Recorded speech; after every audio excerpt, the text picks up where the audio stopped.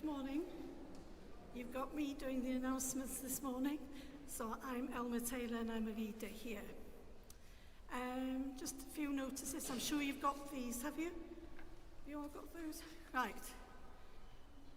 There's an upcoming event which is taking place on the 13th of September. It's got the wrong time on your notice. It should be 10 a.m., not 11. So if you could remember, if you're coming to that, then it'll be 10 o'clock. It's a Welsh culture with Daniel, a symposium, and there'll be some interesting poets and scholars linked to St Daniel's Cathedral here at Bangor, starting with Daniel himself. So it'll be going on till the afternoon, and it's quite an exciting discussion of the stained glass windows, apparently. So entrance is free, but if you would like to give a donation, that will be welcome. Tickets are available on Eventbrite, but I'm sure you can just turn up. The installation of the new dean is now going to take place on the 11th of October at 2 o'clock, which is a Saturday. And the diocesan conference is on in the morning, and then the installation will be on in the afternoon.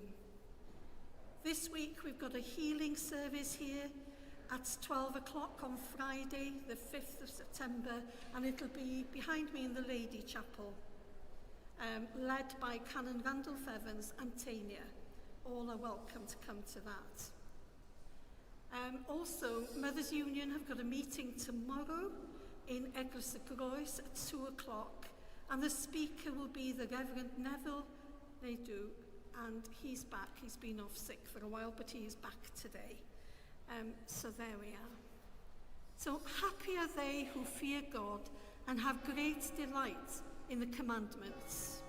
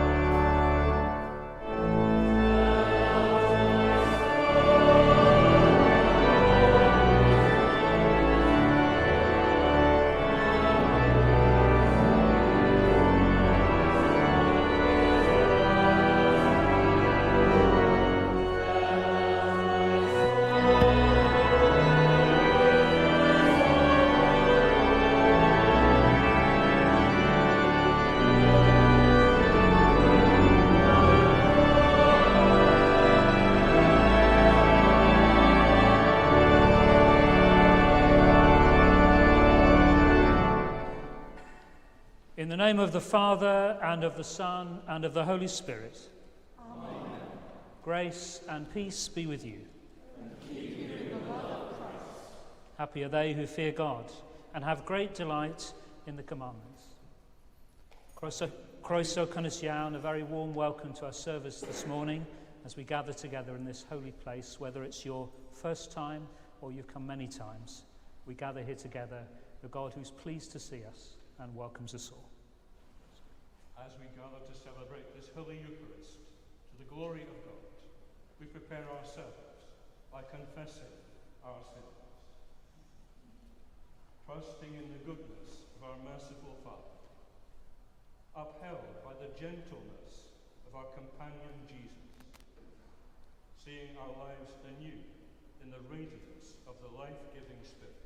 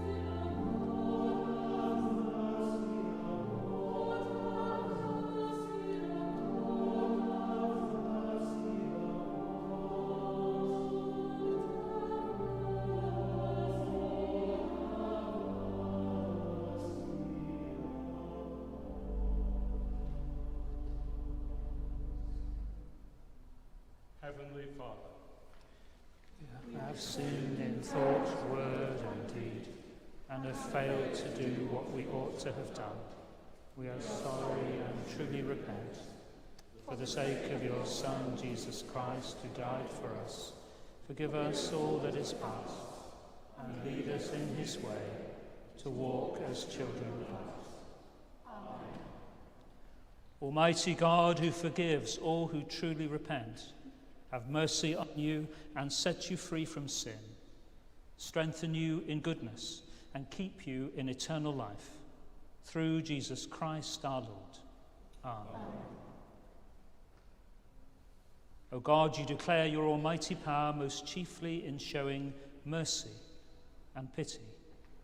Mercifully grant to us such a measure of your grace that we, running the way of your commandments, may receive your gracious promises and be made partakers of your heavenly treasure. Through Jesus Christ, your Son, our Lord, who is alive and reigns with you and the Holy Spirit, one God, now and forever. Amen.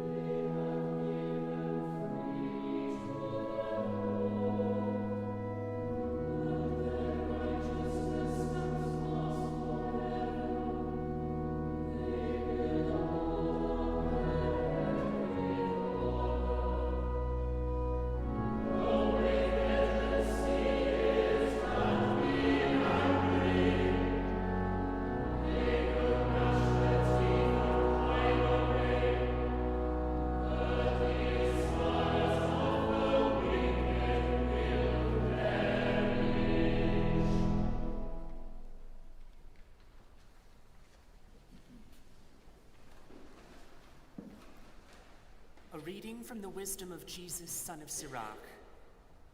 All wisdom is from the Lord. The beginning of human pride is to forsake the Lord. The heart has withdrawn from its Maker. For the beginning of pride is sin, and the one who clings to it pours out abominations. Therefore, the Lord brings upon them unheard of calamities and destroys them completely. The Lord overthrows the thrones of rulers and enthrones the lowly in their place. The Lord plucks up the roots of the nations and plants the humble in their place. The Lord lays waste to the lands of the nations and destroys them to the foundation of the earth. He removes some of them and destroys them and erases the memory of them from the earth. Pride was not created for human beings, or violent anger for those born of women. Hear the word of life to the world. Thanks be to God.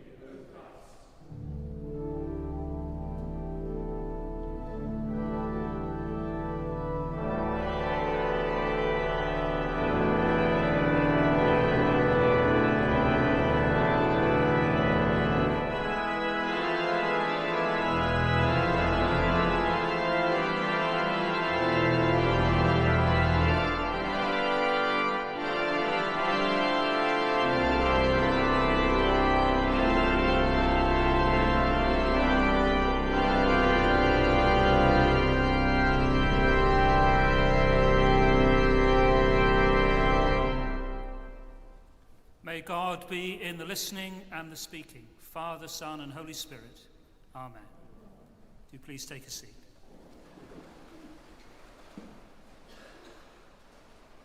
On one occasion, when Jesus was going to the house of a leader of the Pharisees to eat a meal on the Sabbath, they were watching him closely. Jesus was used to being watched closely, even when he tried not to draw attention to himself. You might think, for example, of that moment back in his hometown, where he was given the reading from the prophet Isaiah, and every eye in the synagogue was upon him. But in fact, what we know of the Pharisees and the wider religious culture they represent was that watching people closely was their favourite sport. They loved to watch. They loved to see who was getting it wrong, who was making a mistake, not just in the conduct of their religious life, but in their morality, in their observance of all the rules and the sub-rules and the sub-rules and the complicated ways that they had devised to decide who was holy and who wasn't. In other words, they were eagle-eyed to make sure who should be excluded, who had got it wrong. And yet Jesus too watched closely. Like any good scientist, especially a behavioral scientist of animals or human beings, another kind of animal, you start by watching and listening. So what did he see in human beings? Well, he saw something that I'm afraid is very common to all of us. None of us could claim we're without this. The importance to us of status, of our relative importance, of our pride. An example that he gave, a little story he told, the parable, was a familiar situation, a meal, a big community meal, as it happens, a wedding meal, and people arriving and jostling to make sure that they got the best seat, the best position.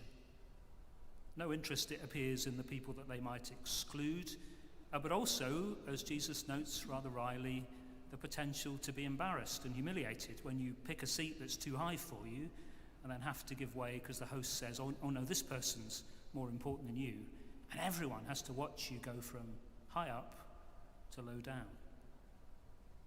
Now again, it might just seem a little bit of social etiquette, right? Like those old-fashioned manuals that told you how you should address a bishop or what we're supposed to do when meeting a new stranger, please make sure, that kind of thing, which feels very old-fashioned in the UK at least. But interestingly, the same advice is in the book of Proverbs. Choose a low place, and then you'll be lifted up. So there's something here clearly that God wants us to notice, wants us to pay attention to. Now, of course, immediately, depending on what's going on in your life or how you feel about the person who's speaking, immediately what we do, if we're not careful when we read a passage like this, is say, yes, absolutely, them over there.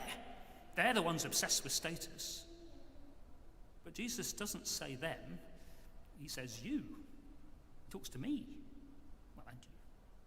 He says, when you go to a wedding, when you're in a social gathering, you shouldn't choose the highest place. Go lower down. Let someone else decide if you're worth more. So there's a challenge here, which actually is quite intrinsic to Christianity, to turn things on their head. That where we have power or status or respect, it's not ours to cling on to. I've always been inspired by that moment when John the Baptist's disciples are trying to make trouble between him and Jesus. They say to him, oh, have you heard? He's baptizing people and people are flocking to him. And John sees things really clearly. He says to them about Jesus, I must decrease in order that Jesus may increase. I've had my time. I've been the forerunner. I've prepared the way for Jesus to come. Now my job is to get out of the way. Now, not many of us find that easy to do. Not many of us find it natural to say, actually, it's time for me to be less prominent. Because our human instincts are often to be more prominent. And as if that wasn't hard enough, Jesus then goes on to say, I'm not just talking about what kind of guest you should be, what kind of social human being you should be. I want you to be a host, someone who has power and welcomes people into it, who behaves in a completely radical way. This passage, if you know Luke's Gospel, is surrounded by other references to meals. It'll soon be followed by the one about the great banquet. You probably know that story. And this prefigures it in a way. Jesus says, if you've got the ability to offer hospitality to somebody or be generous to somebody, don't just pick your mates, the people with the ability to repay you. Don't just oil the wheels of whichever bubble you're in socially. No, shock people by welcoming those who are counted as nothing, the poor, those whose lives have been transfigured by suffering, those who other people don't think are holy, the kind of people the Pharisees would say you shouldn't mix with. And I'm sure you know one of the many criticisms levelled at Jesus was that he let women wash his feet and wipe them with their hair, that he ate and drank with people they decided were sinners, even went to the house of Gentile sinners. Jesus, who was God with us, wasn't afraid to be contaminated by contact with the whole world, not just the respectable religious parts of it. Now, I'm immensely proud of the fact that just a few short steps from this building is the building where 3 times a week our food bank feeds lots of people in need. And slightly further away in our sister church, in Maesgerken, Eglwys y Groes, they feed hundreds of people every week. But I've got an even better example that came to me as I was reflecting on this passage of how what you do with food and hospitality can speak of Jesus.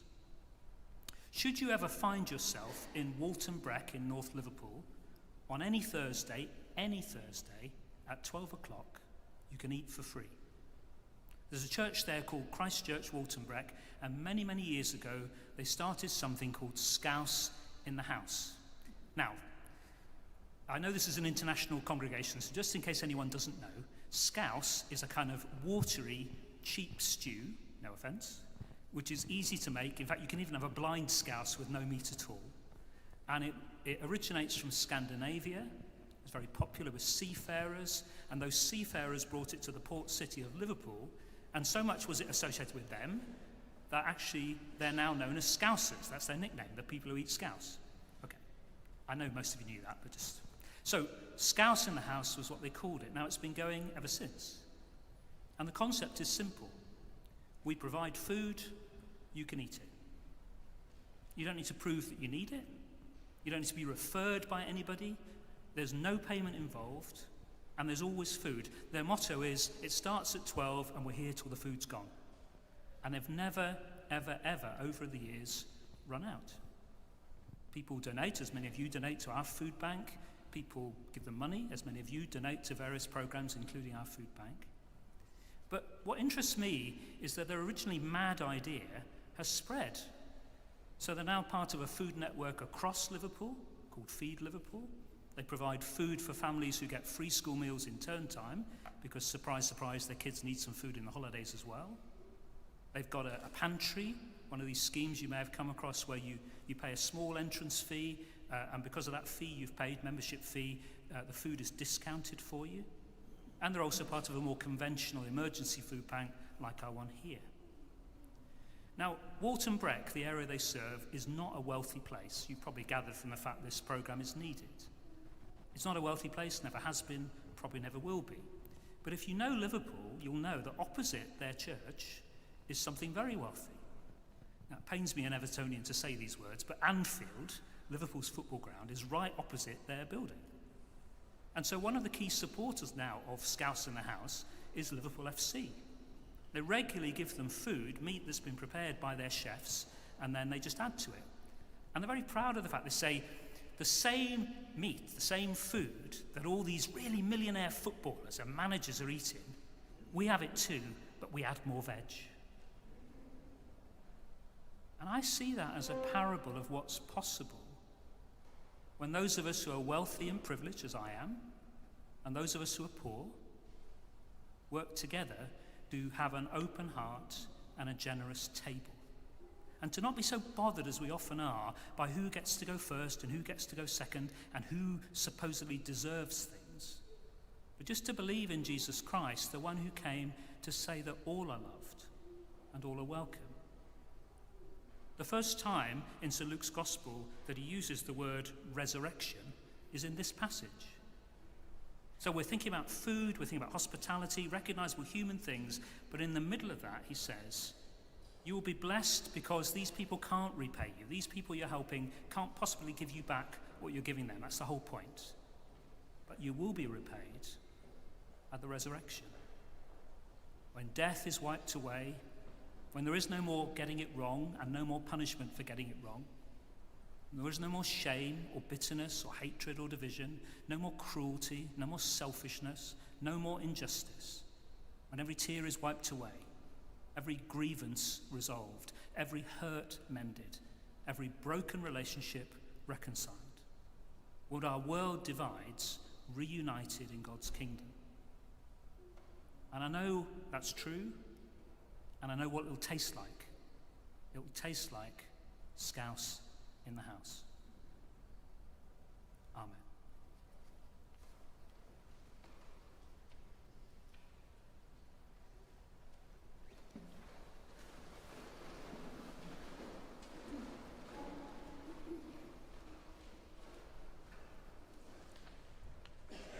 Together, let us affirm our faith. We believe in one God, the Father, the Almighty, maker of heaven and earth, of all that is seen and unseen. We believe in one Lord Jesus Christ, the only Son of God, eternally begotten of the Father, God from God, light from light, true God from true God, begotten, not made, of one being with the Father. Through him all things were made. For us and for our salvation, he came down from heaven. By the power of the Holy Spirit, he became incarnate from the Virgin Mary and was made human. For our sake he was crucified under Pontius Pilate. He suffered death and was buried. On the third day he rose again in accordance with the Scriptures. He ascended into heaven and is seated at the right hand of the Father. He will come again in glory to judge the living and the dead, and his kingdom will have no end. We believe in the Holy Spirit, the Lord, the giver of life, who proceeds from the Father and the Son, who with the Father and the Son is worshipped and glorified, who has spoken through the prophets. We believe in one holy, Catholic and Apostolic Church. We acknowledge one baptism for the forgiveness of sins. We look for the resurrection of the dead and the life of the world to come. Amen.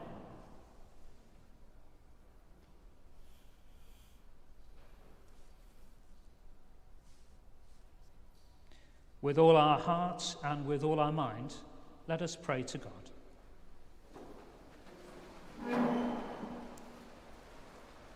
Let us pray to the Lord, who through his word teaches us to pray. Lord, in your mercy, hear our prayer. We pray for peace among the nations, that God may rid the world of violence and let people grow in justice and harmony. We pray for Sudan, for Ukraine and Russia, and the whole of the Middle East, as war rages on in these places. Lord, in your mercy, hear our prayer.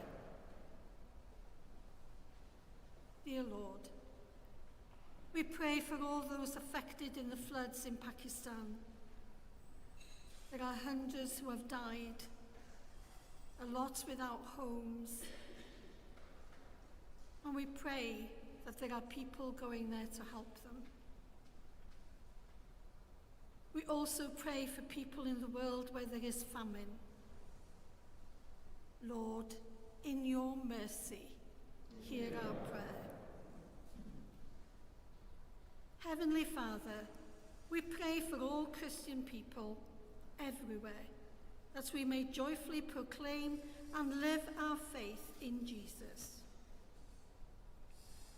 We pray for our cathedral and all who work in it. And we pray for our bishop, who finishes work and retires today. And the next chapter of his life is now starting. Lord, in your mercy, hear our prayer. We pray for all who are ill and suffering, and all who minds them. We pray for Maxine, for Tudor, for Anthony, for Lily, for John, Nick, Jill and Anne Owen.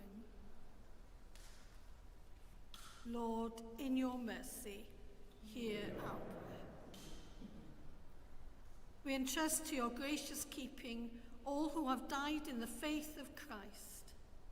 Grant us with them a share in your kingdom. And we remember the recently departed Jordan, Jack Suda, David Alwood Frame, and John Gwyn Jones. And we remember whose ears mine falls at this time: Evelyn Butler, Vera Williams, Cadwallader Glynn, Andrew Bosman, and Mai Rowlings. Rest eternal grant unto them, O Lord, and let light perpetual shine upon them. May they rest in peace and rise in glory. To live by faith means to put our lives in the hands of God, especially in our most difficult moments.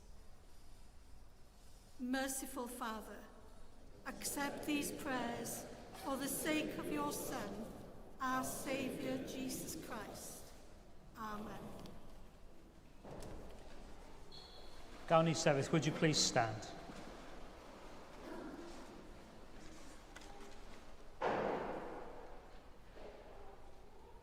God has reconciled us to himself through Christ and given us the ministry of reconciliation. The peace of the Lord be always with you. And also with you. Let's greet one another with a sign of peace.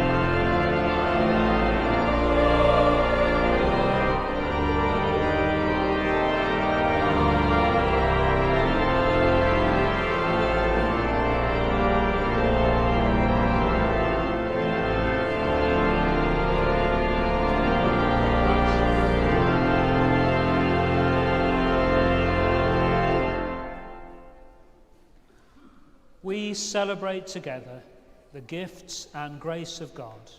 We take this bread, we take this wine, to follow Christ's example and obey his command.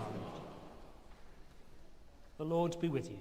And also with you. Lift up your hearts. We lift them to the Lord. Let us give thanks to the Lord our God. It is right to give our thanks and praise.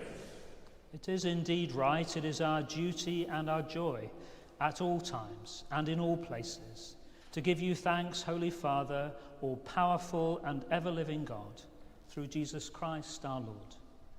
For he is our great high priest, who has freed us from our sins and has made us a royal priesthood serving you, our God and Father. And so with the hosts of angels and all the company of heaven, we proclaim the glory of your name and join in their unending hymn of praise.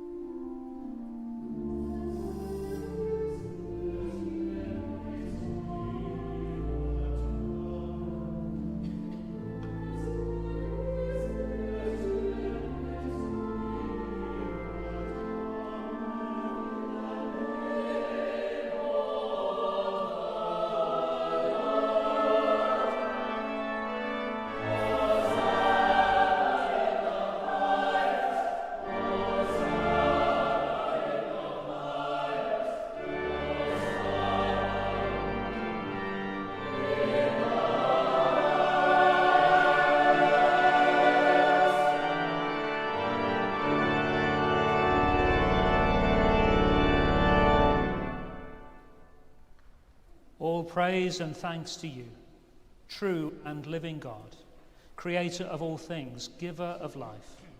You formed us in your own image, but we have marred that image and fall short of your glory. We give you thanks that you sent your Son to share our life. You gave him up to death so that the world might be saved. And you raised him from the dead so that we might live in him and he in us. Sanctify with your Spirit this bread and wine, your gifts to us, that they may be for us the body and blood of our Saviour Jesus Christ. On the night he was betrayed, he took bread, and when he had given thanks, he broke it and gave it to his disciples, saying, "Take, eat. This is my body, which is given for you. Do this in remembrance of me."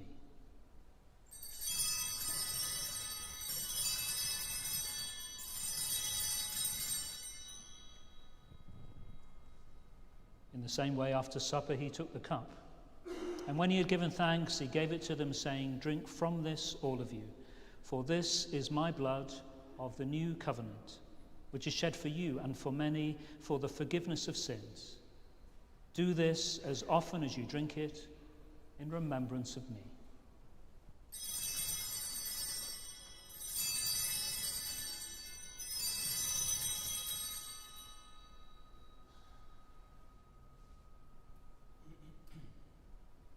Let us proclaim the mystery of faith.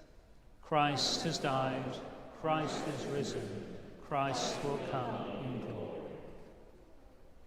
As he has commanded us, Father, we remember Jesus Christ, your Son, proclaiming his victorious death rejoicing in his resurrection and waiting for him to come in glory, we bring to you this bread, this cup. Accept our sacrifice of thanks and praise. Restore and revive your people. Renew us and all for whom we pray with your grace and heavenly blessing. And at the last, receive us with all your saints into that unending joy promised by your Son, Jesus Christ our Lord. Through him, with him, in the unity of the Holy Spirit, all honour and glory are yours, Almighty Father, for ever and ever. Amen.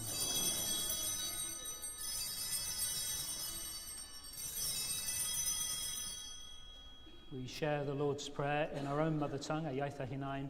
Whichever your mother tongue is, please feel free to say the Lord's Prayer now in that language. Our Father, who art in heaven, hallowed be thy name. Thy kingdom come, thy will be done on earth as it is in heaven. Give us this day our daily bread, and forgive us our trespasses, as we forgive those who trespass against us. And lead us not into temptation, but deliver us from evil. For thine is the kingdom, the power, and the glory, forever and ever. Amen. We break this bread to share in the body of Christ. Though we are many, we are one body, for we all share in one bread.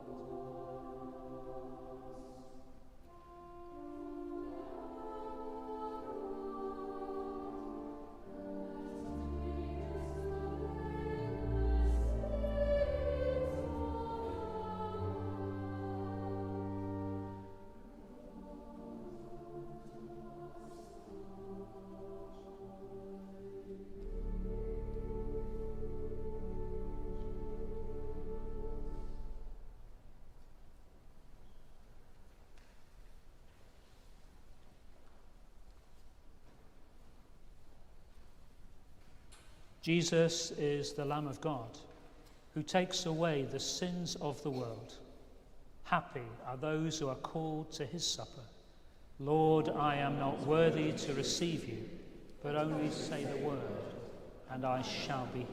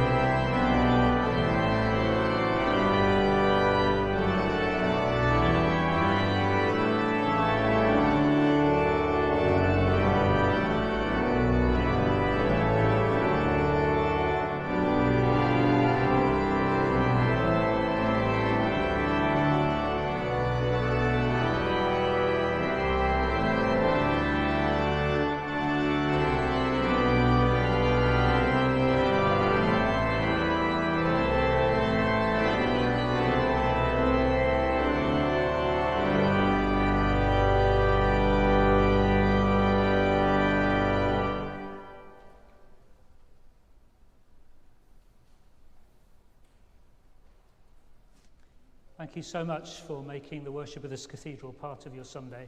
If you have time to stay, please do. We have a panad, a cup of tea after the service, and you're very welcome. I was distracted, as I often am, by this under the holy table of the altar today. I don't think it actually is a pearl, but it looks like a pearl. And it made me think about that parable Jesus told about the pearl of great price, something hardly noticed, but worth giving everything up to find. That's how he describes the kingdom of God, his love for us. So I hope in our worship today, and in whatever's going on in your life this week, that you will find the pearl of great price, the love of God for you, this world. Give thanks to the Lord, for he is gracious. Lord of all mercy, we, your faithful people, have celebrated that one true sacrifice, which takes away our sins and brings pardon and peace. By our communion, keep us firm on the foundation of the gospel and preserve us from all sin. Through Jesus Christ our Lord. Amen. The Lord be with you. And also with you.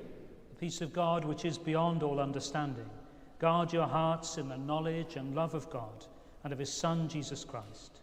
And the blessing of God Almighty, the Father, the Son, and the Holy Spirit be among you and remain with you always.